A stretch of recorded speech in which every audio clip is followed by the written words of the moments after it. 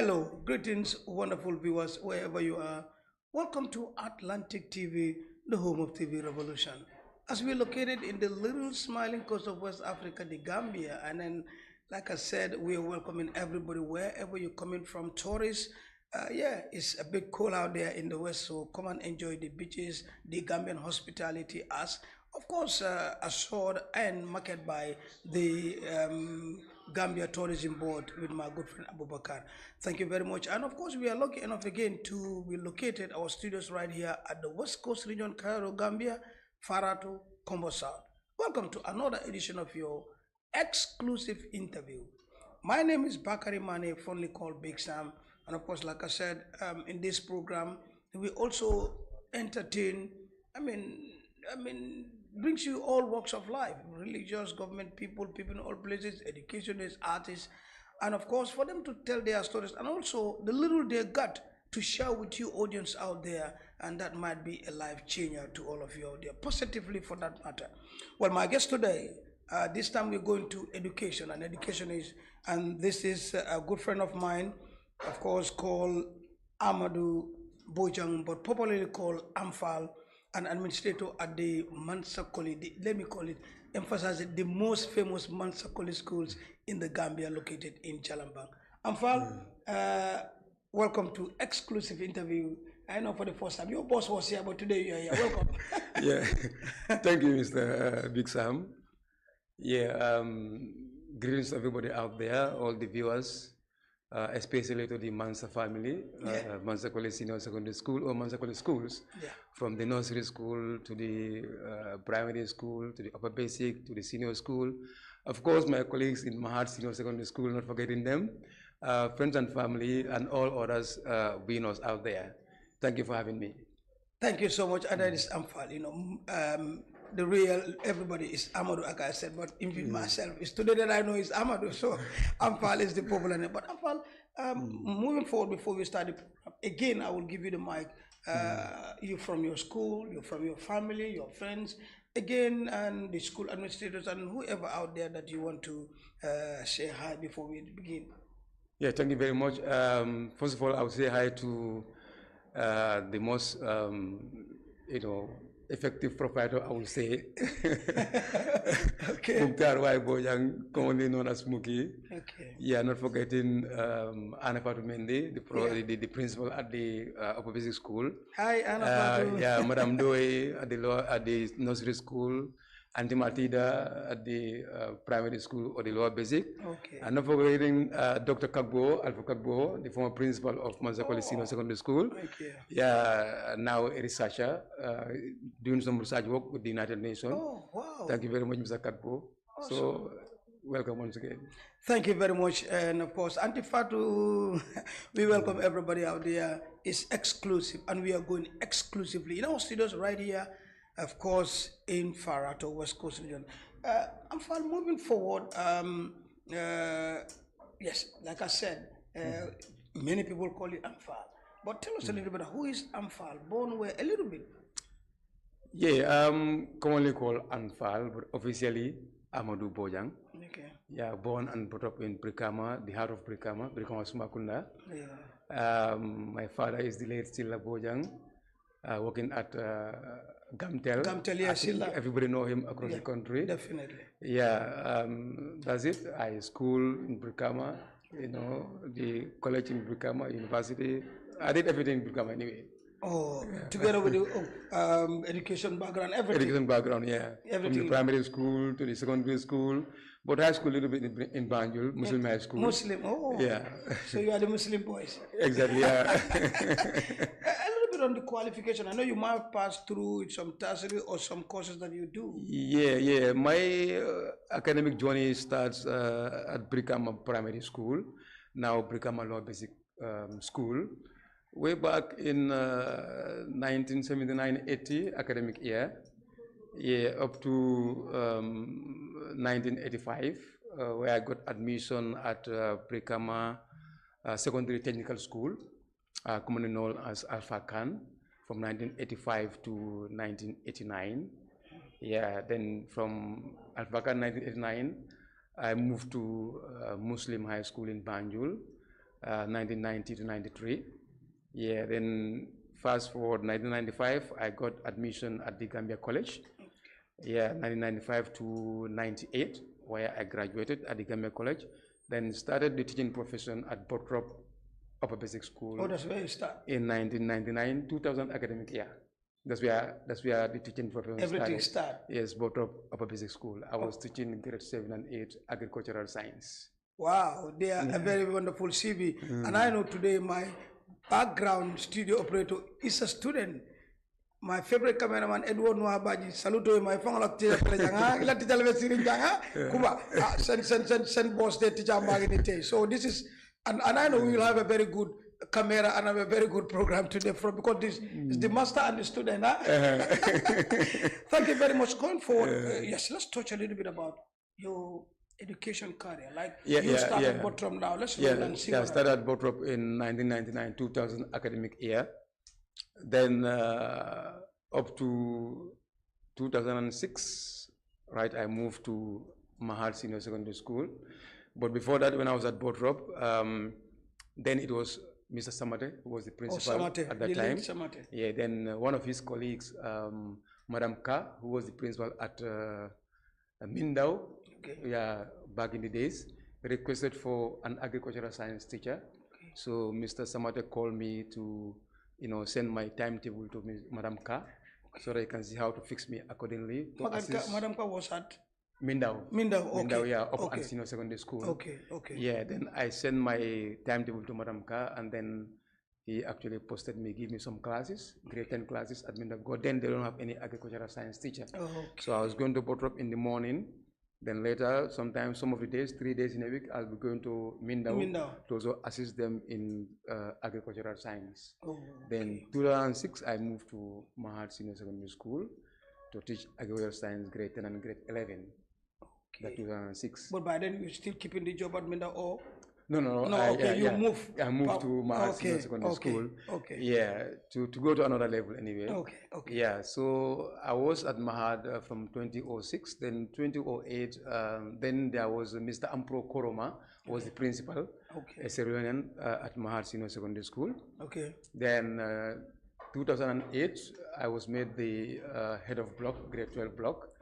Yeah, then 2009, I was made the head of the science department at Mahad Senior Secondary School. So all those are promotion in the school system, right? Yeah. Those, we have to take track of those promotions. Yeah, stages.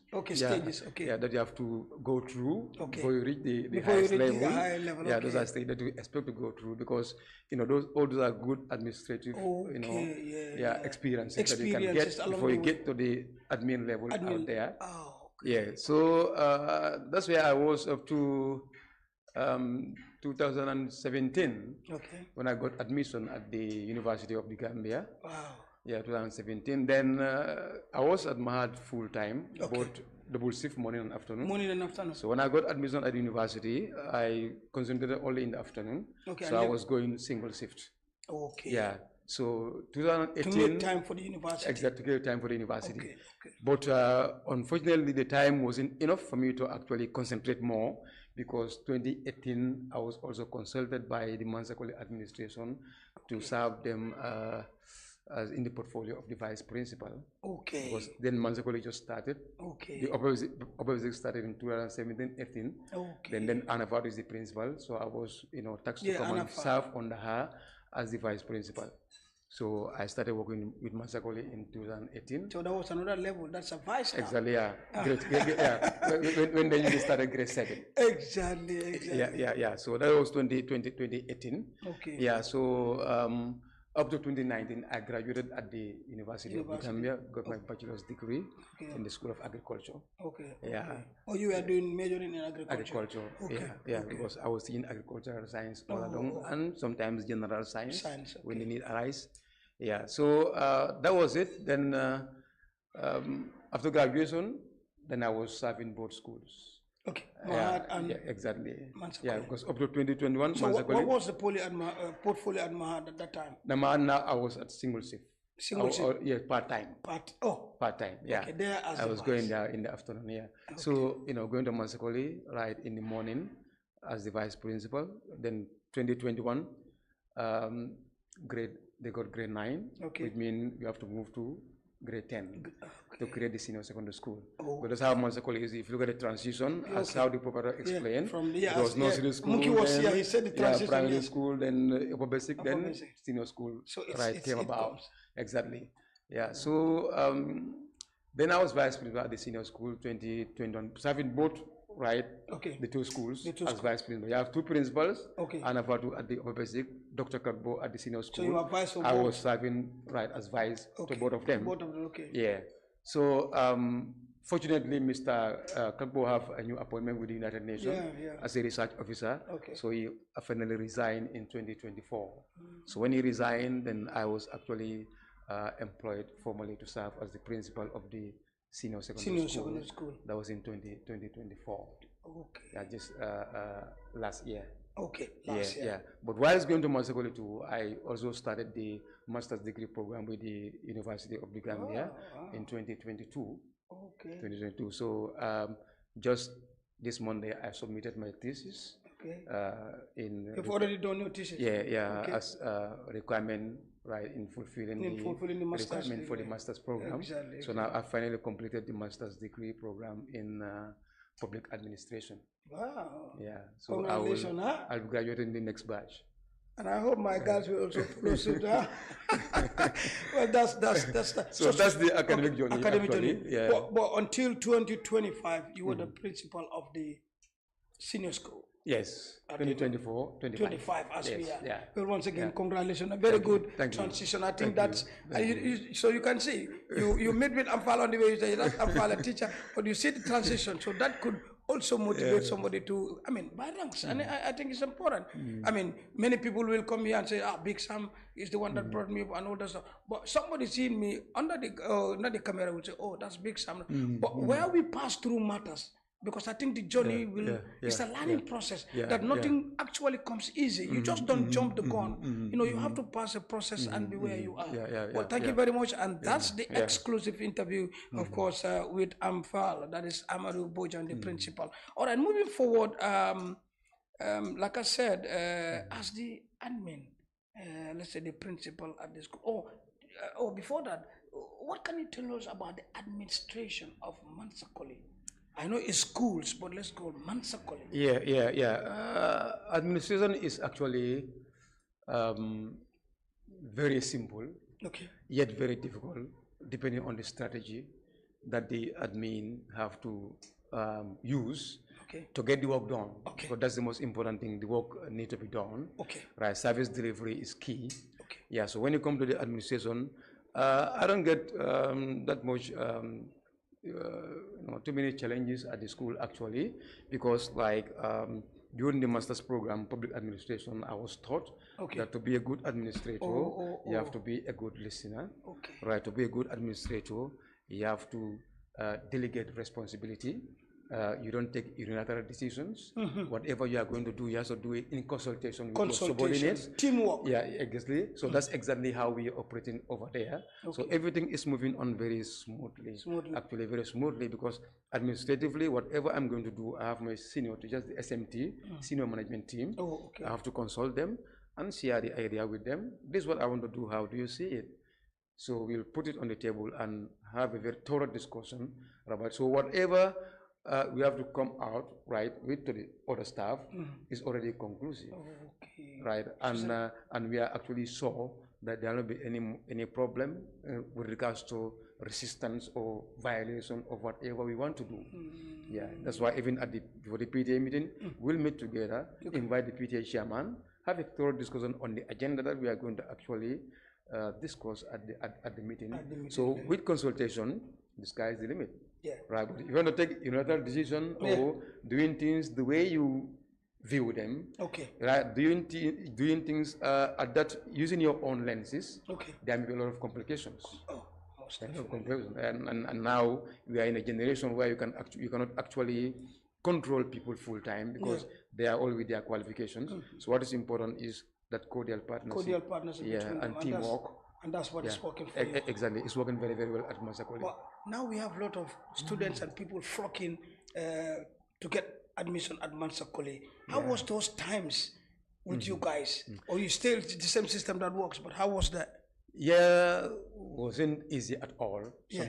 Sometimes we in the administrative cadre, we felt bad sometimes because we see in potential students that we cannot enroll because of space. Oh, You know, so because it's that's actually almost limited. exactly right. If you look at the number of people who want to get admission to the school, right, and the number of space available, they didn't match. So that's why we are working tirelessly for expansion. Okay. So that is actually important. So that Yeah, we need to expand. But during those days, you're so tight up. Definitely, you know, the phone calls are just sometimes even at home I cannot chat with the family. Wow. Right? Yeah, my children will tell their mom, look at your man. What type of work is this? You know, so You work and then when you go to work. yeah, because phone calls, right? You know, you have to receive the call because some will feel you are actually neglecting their call, and these are people that you know knew since back in the days. Yeah, you know, childhood friends, you know, university colleagues, you know, college colleagues. You know, because you know. AnFaal is the one there, so automatically I get the space. I get it. So you know, so. But one thing I can attest to is that I just want to add on what you said about administration. That is the delegation responsibility. I remember this year when my boy was supposed to go to grade 10. When I come there, despite our friends and all that stuff, you have to do, okay, Sam, take this thing, go out there. This is the people. So after when we are ready, we all meet and then decide. And I think that's a very, very good one. And that's I mean, wherever it's a process. If other people are going to process, because my relation with Sam doesn't mean that the Sam doesn't go to the process. So we have to go to the, and I thank you for that, because I think it says Sam, no problem, it's here, the name, but go out there, these people are there, anything, after we will get back to all the parents, the numbers. And I think that's the number one key that I love from that school. That means you have to have it before you get an admission. Definitely. And like you said, sometimes you have potential students that you cannot do to action. But I will know how Mansa Colley is going, will definitely accommodate them. Well, thank you very much. Personally, AnFaal, when you go to school, what is your day-to-day work at the school? At Mansa, let's say Mansa Colley. Mansa Colley, Wow. Yes. I think the peak period is during admission, obviously. There's a peak period, and also during exam periods. Okay. Well, exam periods, you cannot just be sitting in the office there. You have to come out and see what's happening, right? How the invigilator is being conducted, right? To make sure that everything is in place. Because over there, students are very key. Students are our commodity. We guide them very jealously, for that matter. So whatever we have to do to make them comfortable is duty bound upon us to do it.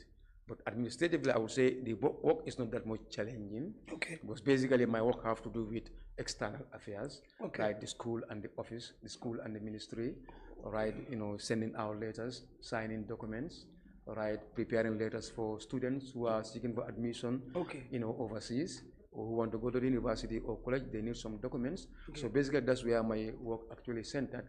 When you come to the internal monitoring, that is duty of the vice principal to make sure that, you know, what's supposed to happen internally is actually effective. And who's your vice? Claude. Claude is the vice principal. Claude Campbell. The beard man. Yeah, the beard man. Okay.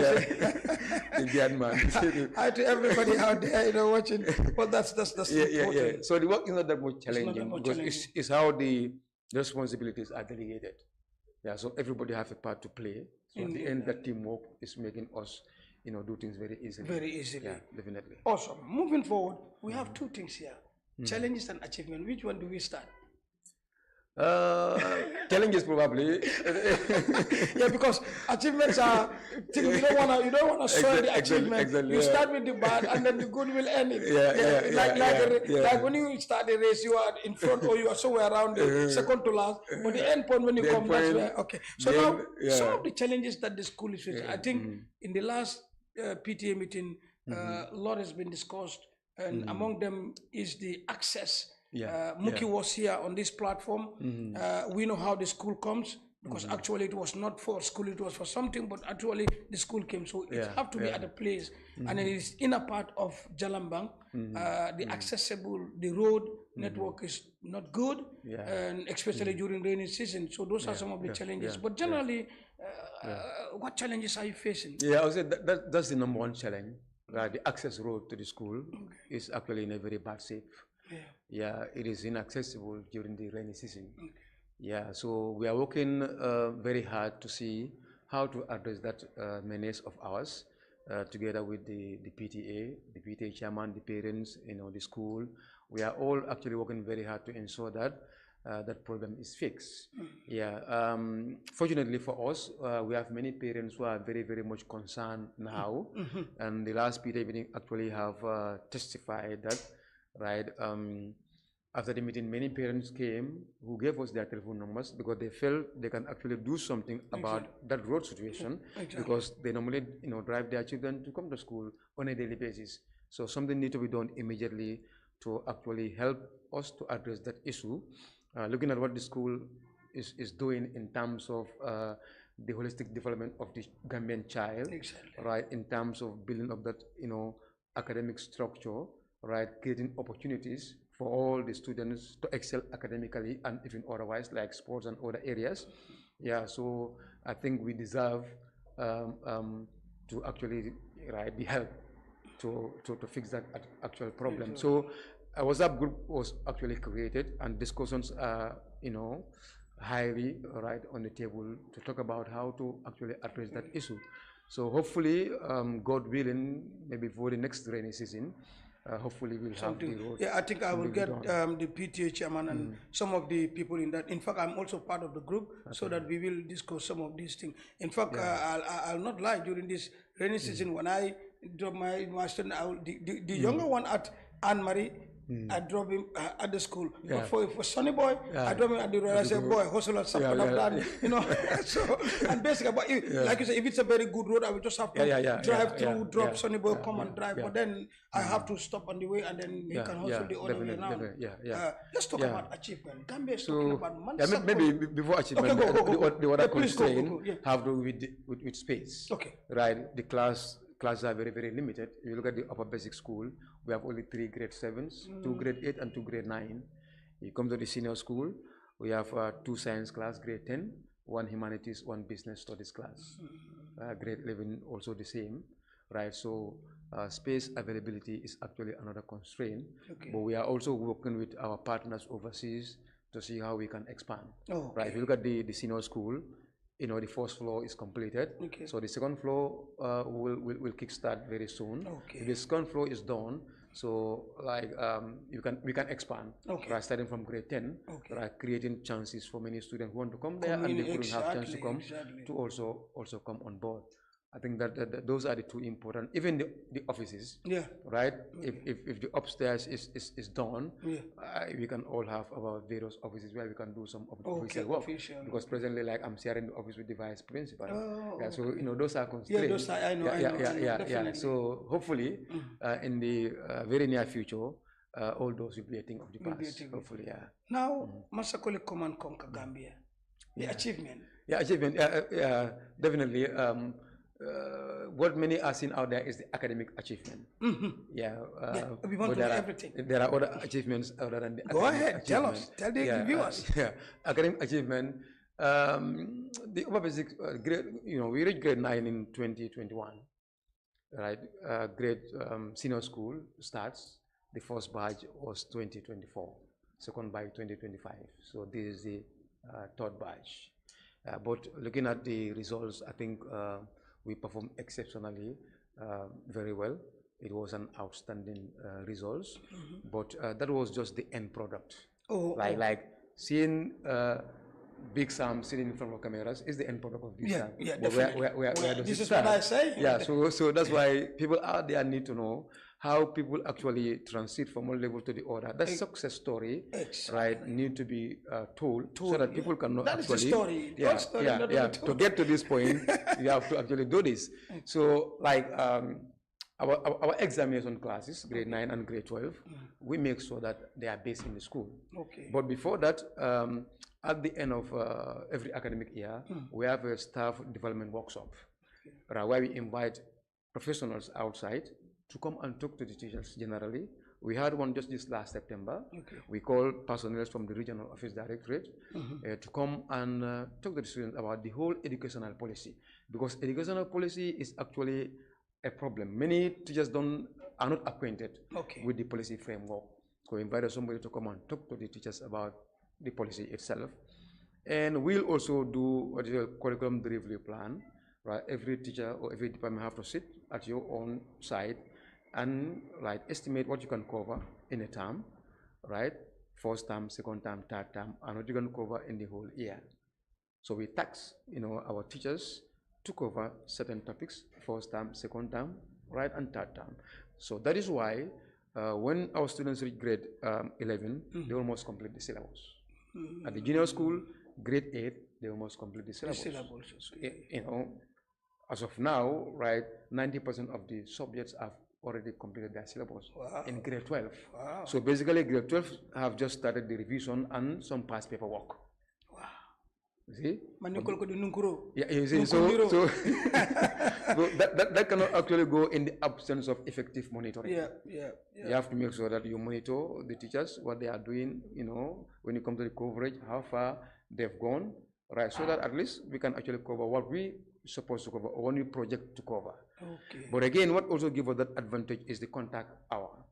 The contact hour. Like in the Gambia, schools operating in the morning shift start at 8:30 and close at 1:15 or 1:45. Look at that, how many hours did they actually spend, right? The contact hours. Those coming in the afternoon start at 2 o'clock and close at 6:30. 6:30. Yeah, we are a single shift school, morning shift. Okay. But we start at 8:30 and close at 4:30. Wow, 4:30. Yeah.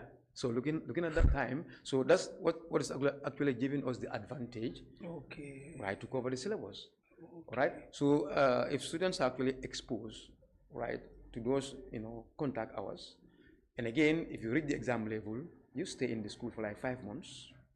You don't go anywhere. You have to stay in the school. Grade 9, grade 12, they stay in school. It's just like a boarding school when you reach that stage. So they will stay in the school. At the moment, grade 9 and 12 are all in the school. They're already in school. They're already there, right?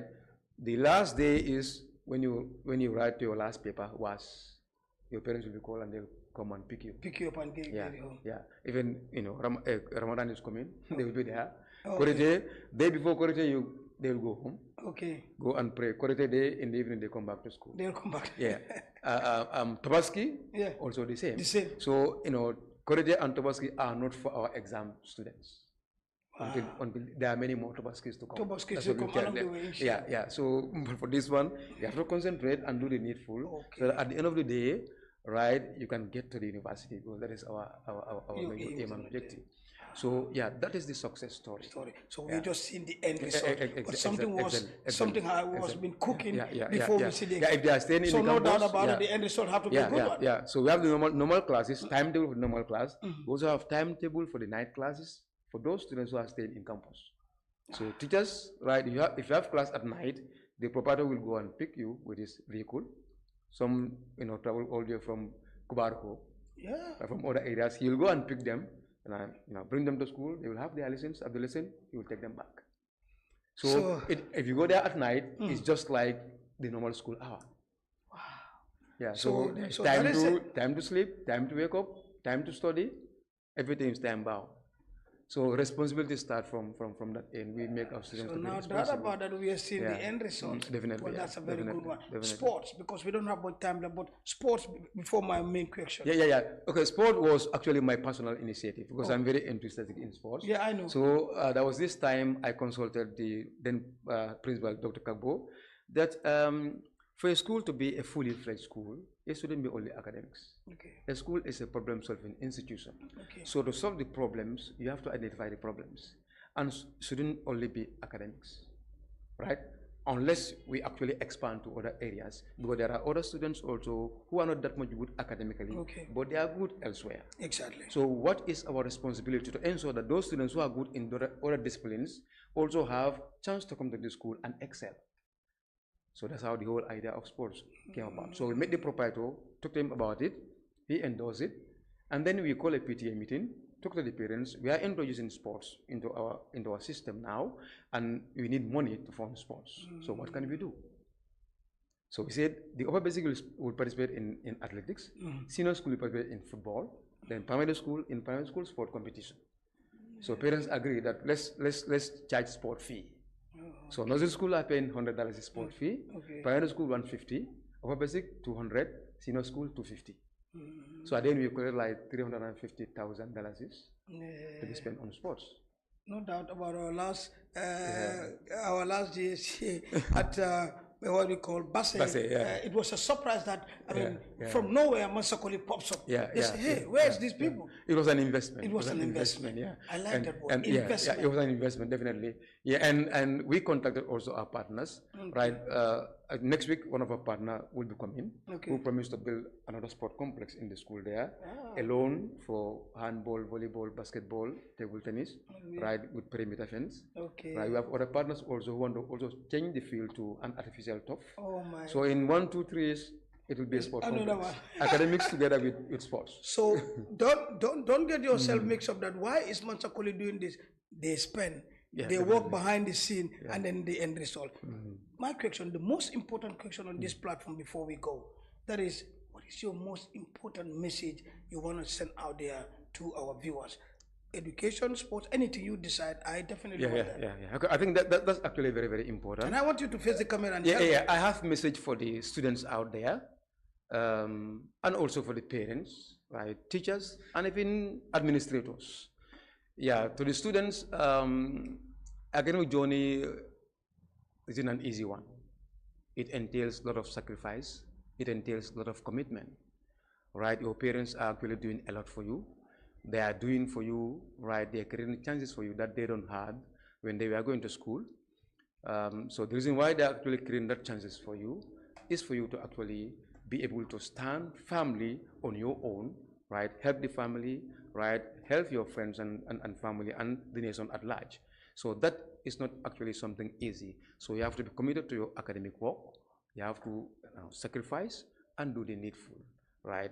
Any money the parents are spending on you, it doesn't mean that they can afford it. There are many parents out there in Mansa Colley, for example, it's a private school, that are unable to afford the fees, but they are sacrificing a lot. I know, many of them, right? But they want their children to go to a standard school, a good school, where at the end they can actually transit to the university. So to all the kids or all the students or the peoples out there, make sure you make your parents proud, right? And that cannot come without your commitment and sacrifice to your academic work.